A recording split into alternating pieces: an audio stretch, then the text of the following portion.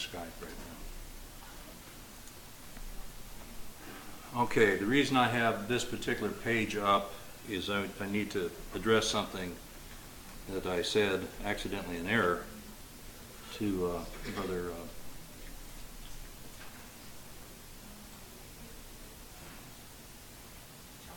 Charles. Thank you.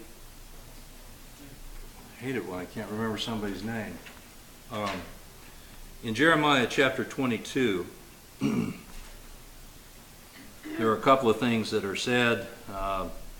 In chapter 22, verses 10 through 17, it talks about Shallum, which is Jehoahaz. And it talks about he would be taken and would not return again.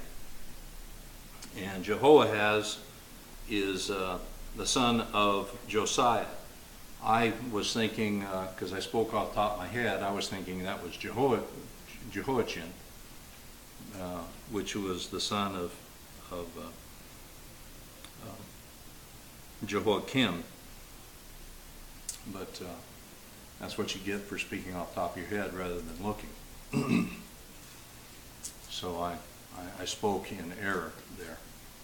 So I just wanted to clear that up with Brother Charles. That the first 10 through 17 is speaking about Shallum, and which is Jehoahaz. And then Jeremiah 22 verses, that's this individual here. Verses 18 and 19 speaks of Eliakim, and it says that he would have the death of a donkey or an ass, and he would die and have a burial outside the gate. And sure enough, that's exactly what does happen to him. Remember, he is placed on the throne by Pharaoh Necho. At some point, he becomes a vassal of Nebuchadnezzar, and as we're just about to read, as we start into chapter 1 of Daniel, 3 years later, he rebels against Nebuchadnezzar. He is put into chains to be taken into bondage, into Babylonian bondage, but for some reason he does not go to Babylon. He remains on the throne, and he remains king in Jerusalem for 11 years, but he eventually dies in Jerusalem, and Jeremiah prophesies about his death, that he would have the death of an ass. And sure enough, he is buried outside of the city. And that is what's recorded about him by Jeremiah.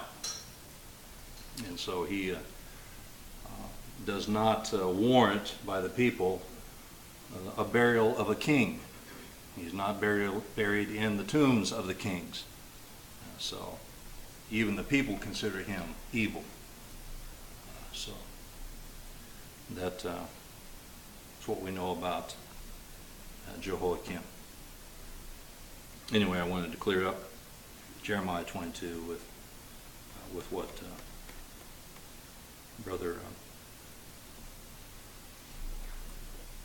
Brother Charles said. So we'll begin Daniel chapter 1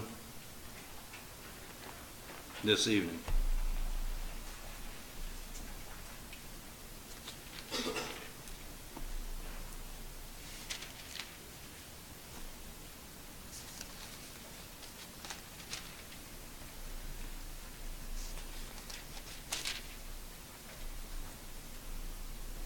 And in the 3rd year of the reign of Jehoiakim, king of Judah, came Nebuchadnezzar, king of Babylon, unto Jerusalem, and besieged it.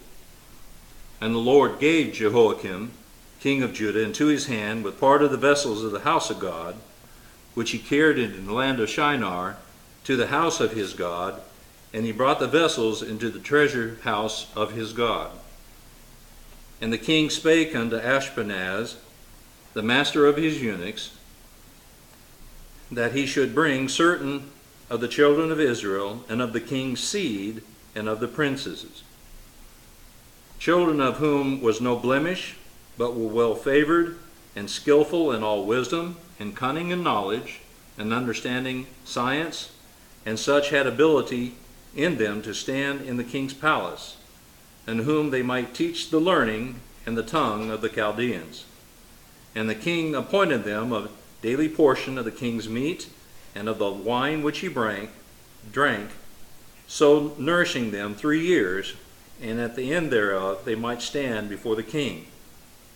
Now among these were the children of Judah, Daniel, Hananiah, Mishael, and Azariah, unto whom the prince of the eunuchs gave names,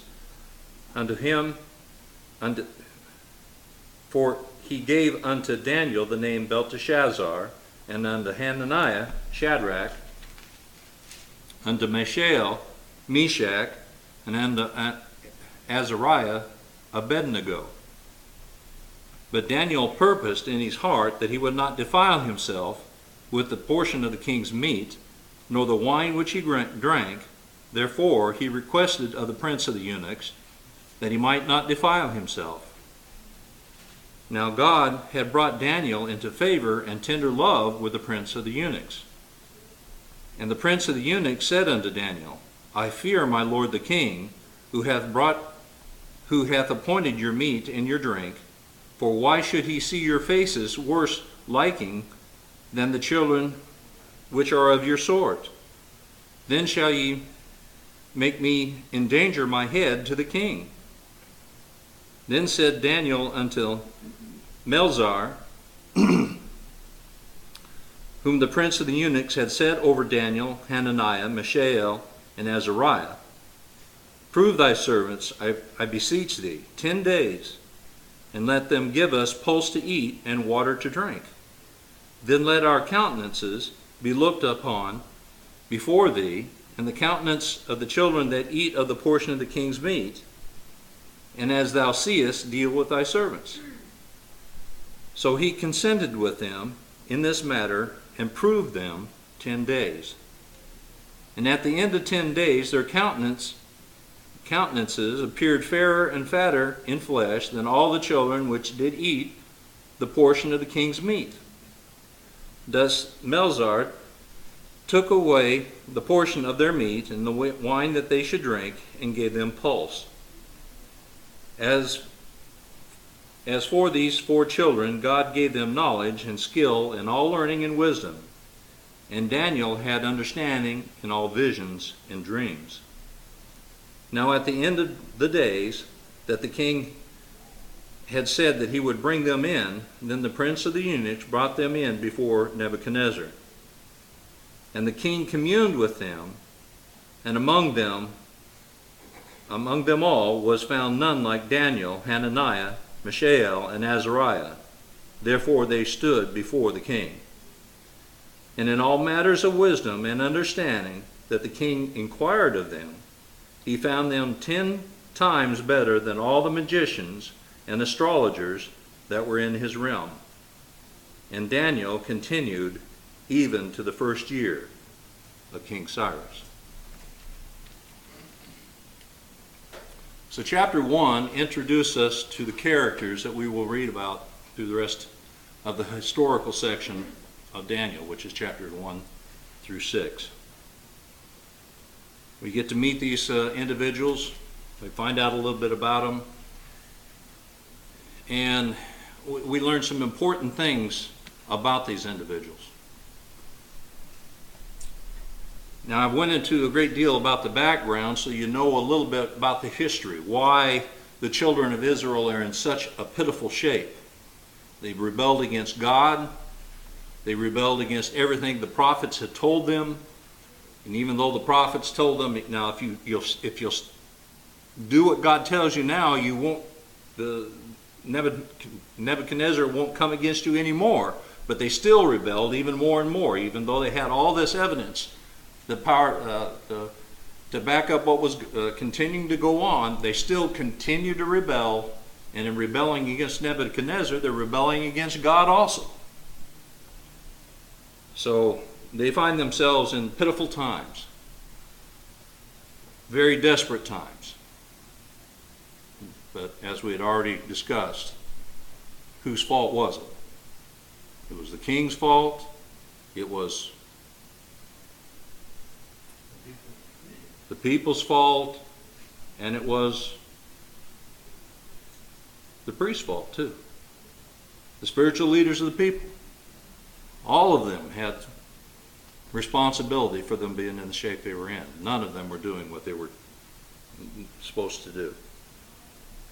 So, in verse 1, we find in the 3rd year of Jehoiakim, Nebuchadnezzar, king of Babylon, comes to Jerusalem and besieges it.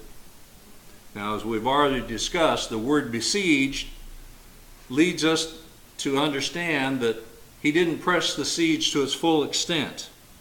We'll understand, if you've already read ahead on what we've already talked about, there's going to be 2 more sieges a little later, and Jerusalem will be crushed in 17 more years.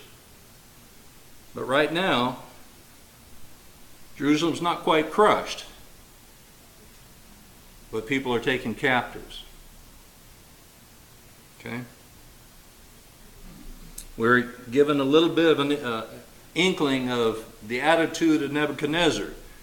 He uses some diplomacy at this point in time, but he's showing his fist at the same time, isn't he? He's taking prisoners. You are under my hand.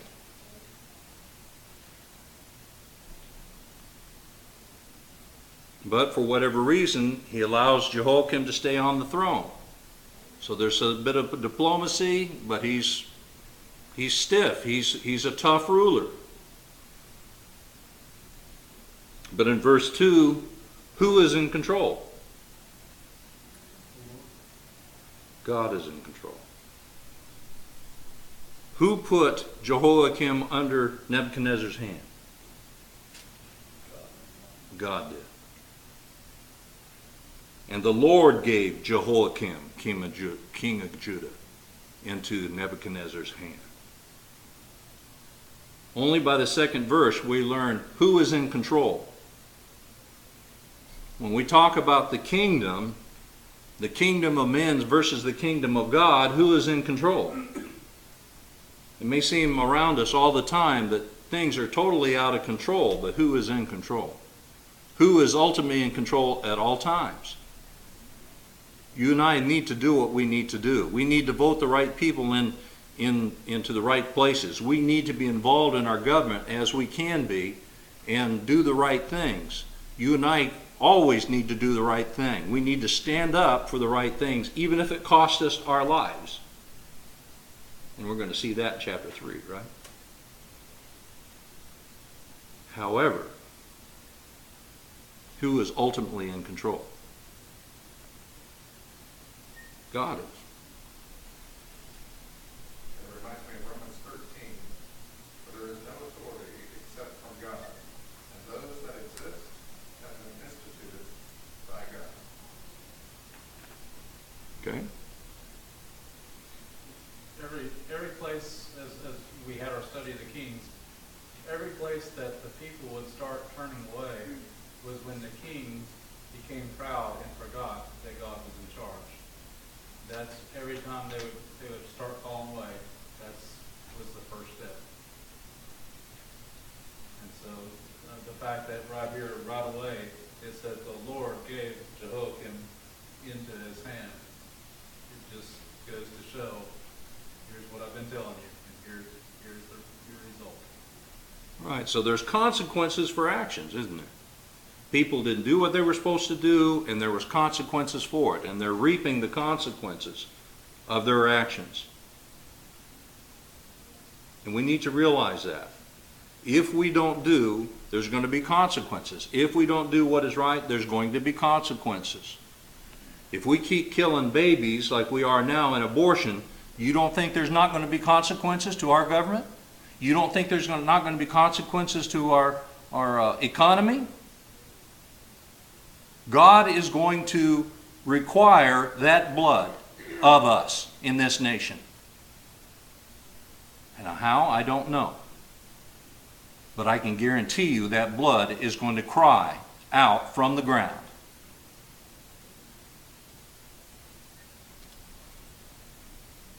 God is in control, and we've forgotten that. And this nation has forgotten that.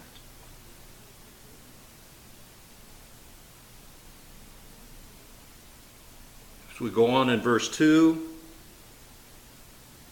it says, with part. Did he take all the vessels out of the house of God? No. He took part of the vessels. What does that tell you about Nebuchadnezzar?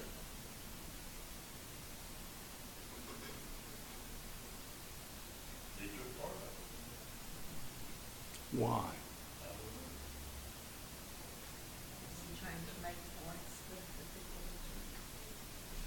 I think so. His point is, my God is stronger than your God, but I'm still going to allow you to worship your God. He wasn't going to try to kill their ability to worship their God completely, but he goes all the way into the house of their God and takes out the vessels, some of the vessels out of their house of worship. And he takes them to his God. That's a pretty strong point, don't you think? I'll also tell you something else that it tells me about Nebuchadnezzar. It tells me Nebuchadnezzar is a religious man. He may be a pagan. He may not believe in the God of heaven, at least not at this point. But he's a religious man. He's given honor to his own God. And he respects those vessels. He takes those vessels, he doesn't destroy them, he doesn't do anything with them. He takes them and puts them in the house of his God, and he leaves them alone. They're a treasure. Now we know that because they're going to become an item of that is used in a disrespectful way later on, aren't they?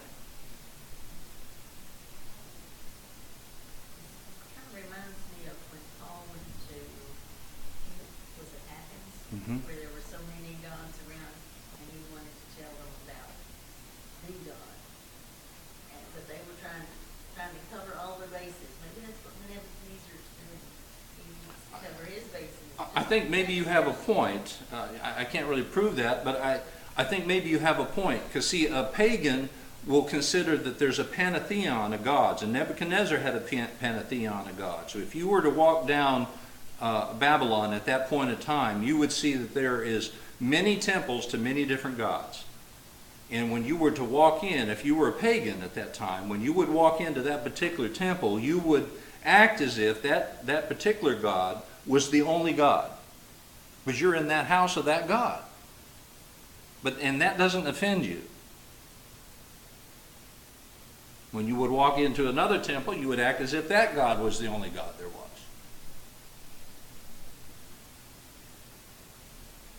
So when he goes in and he takes vessels out of the Jewish temple, he's saying, you know, my God Marduk gives me the power to come and do this. So my God is more powerful than your God.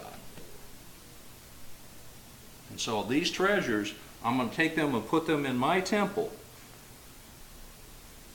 He doesn't consider the fact that the God whose temple is taken from is allowing him to do that. Yeah, but that God's about to make that point sooner, a little later, isn't he? He's about to learn that lesson in a hard way.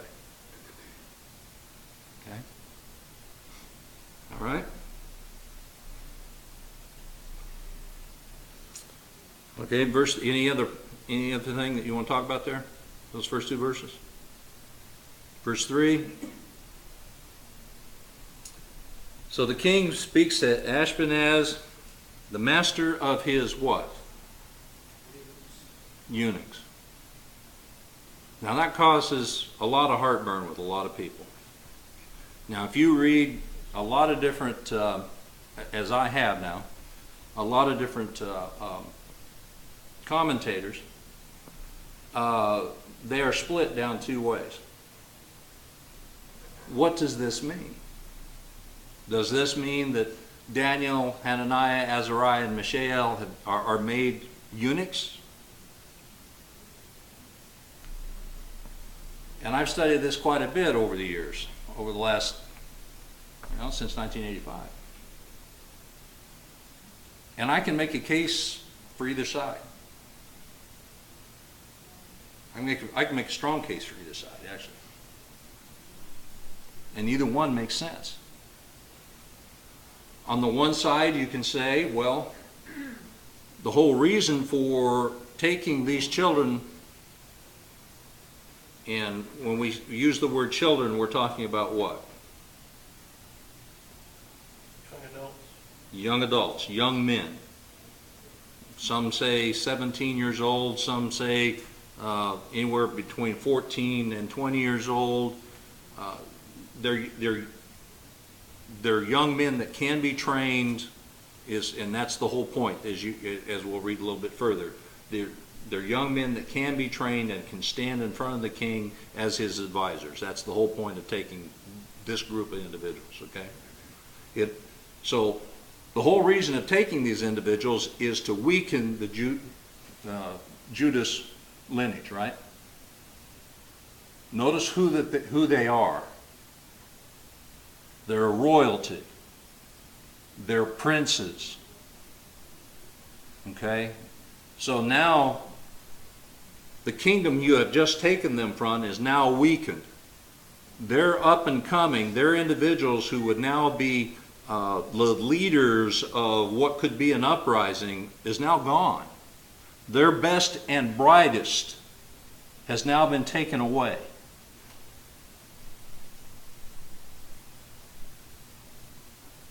You have now strengthened your own court.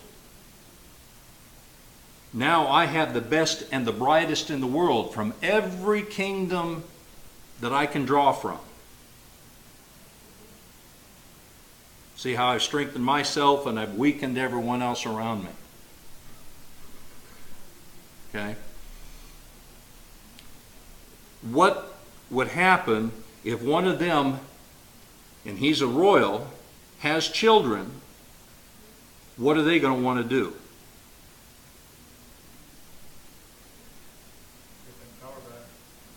They're going to want to have an uprising so they can have their lineage on the throne back in Judah.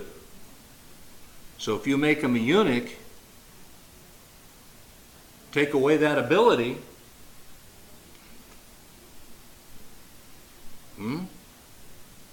guess what? Then the only way they can advance themselves is through what?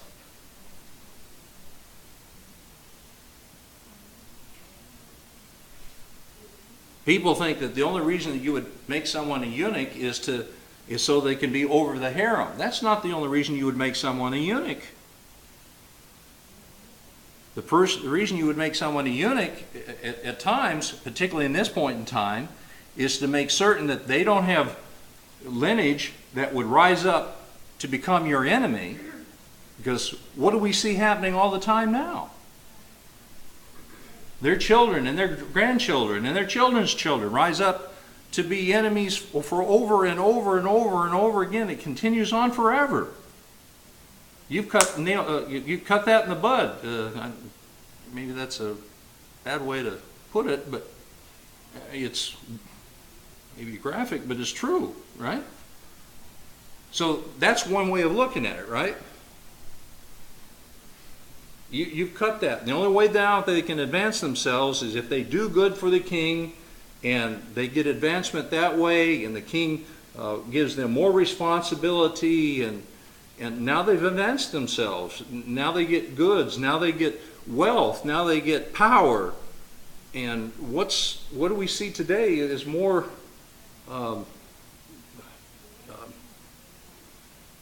people want power more than anything, right? So that's the one side. Now if you want to look at the other side, if you look in Genesis 39 and verse 1, when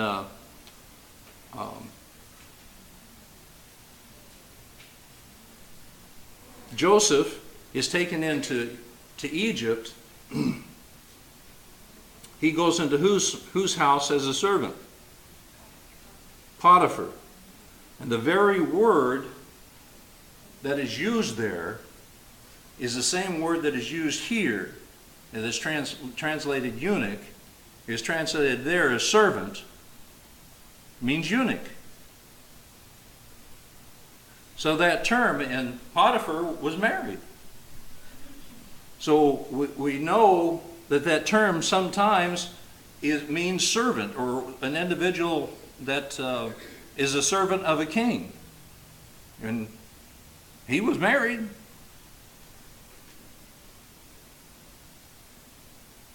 So we know that term is sometimes used that way, as just in the idea of being a servant. So I can make a strong case either way. But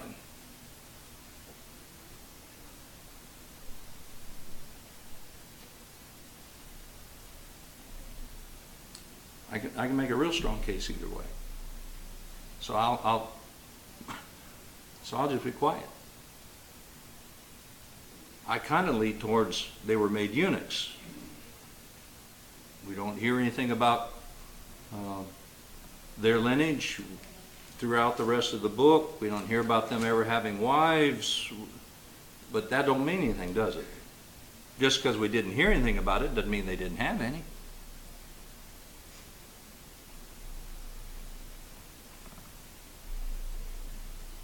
So, like I said, I can make a strong case either way. I really can.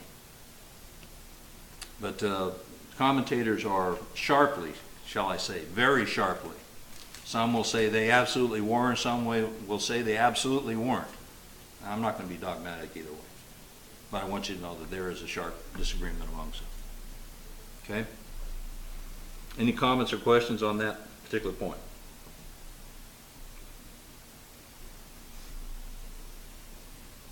All right, when we get into verse 3, we'll see that Ashpenaz is tasked with picking the children of Israel.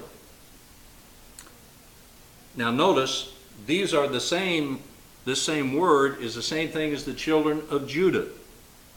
Does this confuse you?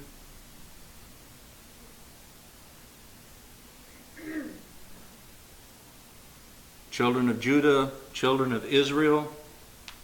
Israel was put into captivity 125 years earlier than this.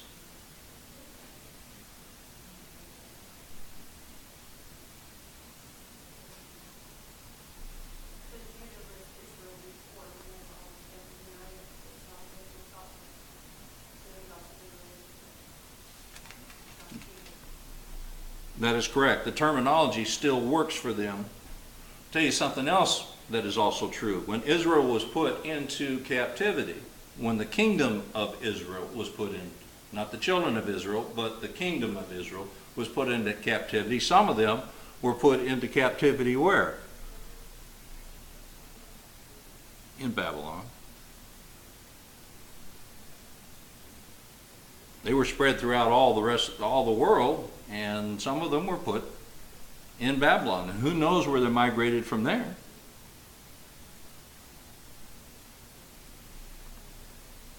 The Jews were always a very proud people.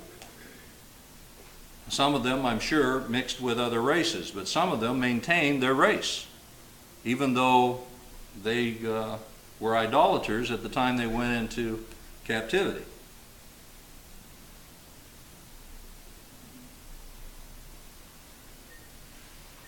So many individuals have problems with that. They don't understand the difference, but they are the same individuals.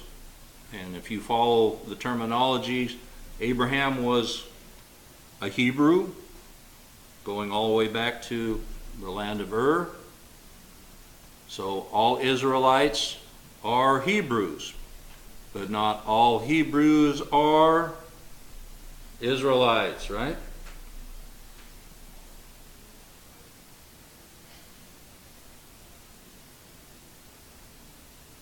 The first time the term Jew is used is someplace in the Kings. I'd have to find that spot for you. But it generally refers to someone from Jerusalem or Judah, basically. Jews are from Judah. But by the time we get to the New Testament, the term Jew refers to what? An Israelite, a Hebrew, anyone that refers to, that falls under the law of Moses. So that term mutated by the time it started in the Kings, by the time it got to the time of Jesus. All right, so that can be confusing to a lot of people. You're killing me. You're killing me dead. All right, 5 minutes. All right. So the criteria you had was, one, they had to be of the children of Israel. They had to be of the king's seed or of the princes. And these children were supposed to be of no blemish. They were supposed to be well favored, skillful in wisdom.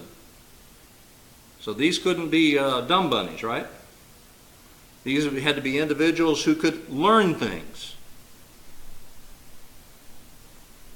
They had to be cunning in knowledge.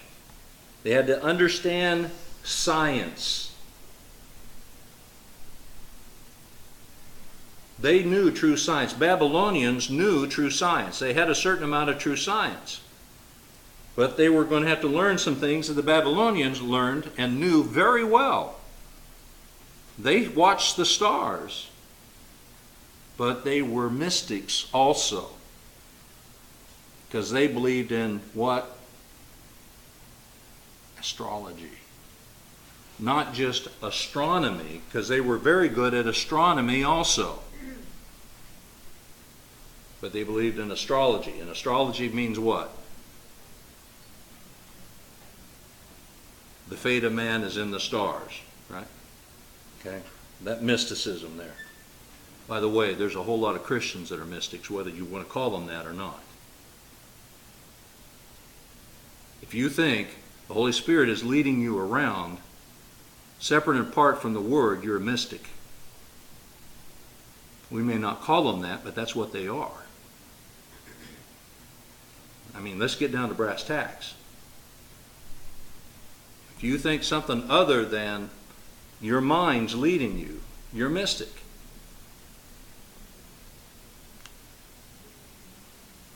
God's Word is what leads us today. God's Word is what led them back then. Although God worked in a special way back then, He still led them by His Word. That's the reason why He sent them prophets to tell them things. They wasn't better felt than told.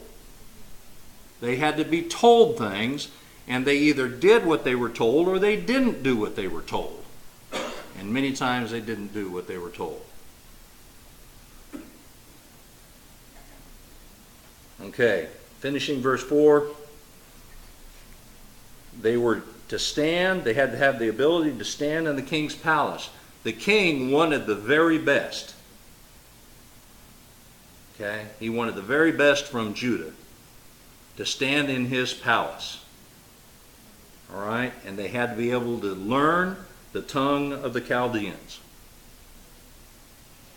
If I understand that right, that was Aramaic. That's what we will find in chapter 2, beginning in verse 4, throughout chapter 7. Aramaic is what that portion of the book is written in. And we'll talk about what that means at that time. Okay. So this is what these individuals were supposed to do. They were supposed to stand before the king and give him advice, basically. They were part of his advisors, part of his mystics, part of his wise men, his magi. When we get to the New Testament in the book of Luke, that's where that term magi comes from. All right, any other comment or anything before we close for this evening? Thank you very much for your kind attention.